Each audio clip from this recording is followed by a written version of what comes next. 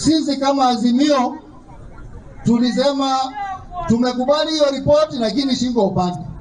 Lakini tunaangalia vile wanaingiza siasa nyingine hapo ndani. Vile wanaenda, baba mmesikia akiwa kule Kitale akisema ikifika Januari sisi tutarudi kwa wananchi tuwaambie ni nini tutafanya. Mnakubaliana na hiyo? Mimi nataka msimame imara.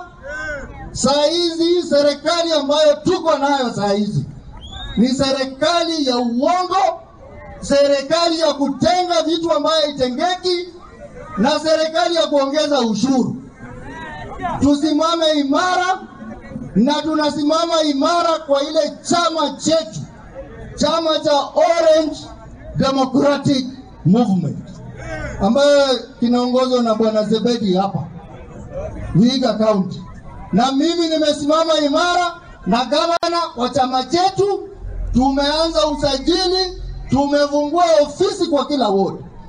Tunataka Vihiga County yote kwa machungwa, kuanzia Vihiga, Sabatia, Hamisi, Emuhaya na hapa Luanda. Na baba ameniambia niwasalamie. Umepokea salamu ya baba? Wangapi wamepokea salamu ya baba? Baba ako na nyinyi, na hii Januari ikianza, baba anakuja hapa Vihiga kwa ajili ya mambo ya chama cha ODM. Vyama vingine ambao mnasikia kama hii chama ya Mboko na Dagala, hao ni watu wa UDA. Wanatudanganya ANC, lakini hao ni UDA. Hao ni UDA.